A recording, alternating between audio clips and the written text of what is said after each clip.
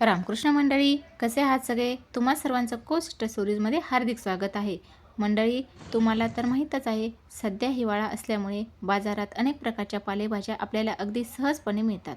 त्यातीलच काही पालेभाज्यांचा वापर करून आज आपण पौष्टिक अशी रेसिपी पाहणार आहोत. मला खात्री आहे तुम्हाला ही रेसिपी 100% आवडणार. त्यासाठी हा व्हिडिओ शेवटपर्यंत बघा. इथे मी एक मोठी जुडी मोहरीची भाजी घेतली आहे. सर्वप्रथम मी भाजीच्या देठांच्या शिरा काढून घेत आहे, कारण की या भाजीच्या देठांना थोडीशी खाज असते. अशा प्रकारे मी ही भाजी सर्व स्वच्छ करून धुवून घेणार आहे. आणि ही भाजी धुवून घेतल्यानंतर आपल्याला ही भाजी एकदम बारीक अशी चिरून घ्यायची आहे. या भाजीला काही भागामध्ये राईची भाजी किंवा सरसो देखील म्हटले जाते. ही भाजी बारीक कट करून घेतल्यानंतर मी एका कढईमध्ये काढून घेत आहे. नंतर या भाजीमध्येच मी थोडीशी पालक घेणार आहे. पालकसुद्धा स्वच्छ धुवून बारीक कट करून घ्यायची आहे. पालकसोबतच आपण अजून एक भाजी या भाजीमध्ये घालणार आहोत, ती म्हणजे मेथी. इथे मी मूठभर मेथी घेतली आहे. ही मेथी देखील मी बारीक चिरून घेणार आहे. आता या भाजीमध्ये मेथी थोडीच घालायची आहे, कारण जर जास्त प्रमाणात मेथी घातली तर ही भाजी कडवट होण्याची शक्यता असते. त्यामुळे मेथीचं प्रमाण थोडंच असावं. या तिन्ही भाज्या मी एकत्र काढून घेतलेल्या आहेत. त्यानंतर इथे मी 3-4 हिरव्या मिरच्या, अद्रक, लसूण हे खलबत्त्यात बारीक कुटून याची पेस्ट तयार केली आहे. आता इथे मी सर्व बारीक चिरून घेतलेल्या भाज्या शिजवून घेणार आहे. त्यासाठी मी इथे अर्धा ग्लास पाणी, अद्रक लसूण पेस्ट आणि मीठ टाकून घेतले आहे. मीठ टाकल्यानंतर ह्या भाजीला पाणी सुटते. ही भाजी शिजण्यासाठी जरासा जास्त वेळ लागतो. त्यासाठी ह्या भाजीवर झाकण ठेवून मस्त ही भाजी वाफवून घ्यायची आहे. ही भाजी शिजून झाल्यानंतर एखाद्या रवीच्या सहाय्याने किंवा घोटणीच्या सहाय्याने घोटून घ्यायची आहे. त्यामुळे ही भाजी व्यवस्थित स्मॅश होते. आता ह्या भाजीमध्ये आपण सर्वात महत्त्वाचा घटक टाकणार आहोत, ते म्हणजे मकाचं पीठ. आता त्यासाठी मी इथे एका वाटीमध्ये थोडंसं पाणी घेतलेलं आहे.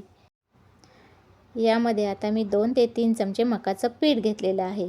हे मकाचं पीठ व्यवस्थित थोडं थोडं पाणी घालून मिक्स करून घ्यायचं आहे आणि याचा पातळ असा घोळ तयार करायचा आहे. यामध्ये कुठल्याही गुठळ्या राहता कामा नये.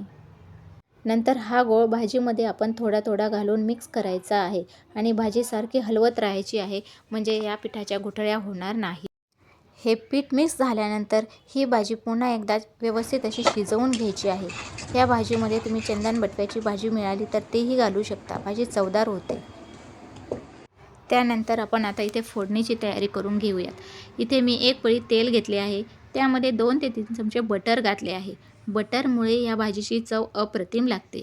आता बटर वितळल्यानंतर यामध्ये आपण घालणार आहोत ठेचलेला लसूण, तसेच बारीक चिरून घेतलेल्या 2 ते 3 हिरव्या मिरच्या घालणार आहोत.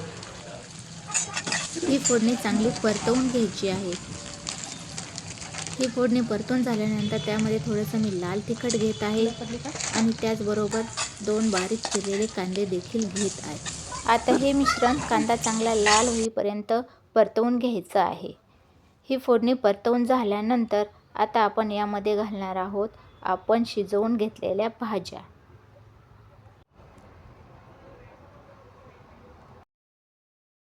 फोडणीमध्ये या भाज्या घातल्यानंतर आपण पुन्हा एकदा व्यवस्थित उकळी काढून घ्यायची आहे. आणि आता यामध्ये आपण टाकणार आहोत चवीनुसार मीठ. लक्षात ठेवा, या अगोदर पण आपण भाजी शिजवताना थोडंसं मीठ टाकलेलं आहे, त्यामुळे गरजेनुसारच मीठ टाका. या भाजीला पंजाब आणि राजस्थानमध्ये सरसों का साग देखील म्हटले जाते. ही भाजी मक्याच्या रोटीबरोबर अगदी चविष्ट लागते. त्यामुळे हिवाळ्यामध्ये ही भाजी आवर्जून तुम्ही एकदा खाऊन पहा, तुम्हाला नक्की आवडेल. चला तर मग मुलांना विचारूया त्यांना कशी वाटली भाजी. रेसिपी आवडल्यास चॅनलला लाईक, सबस्क्राईब करा. थँक्यू.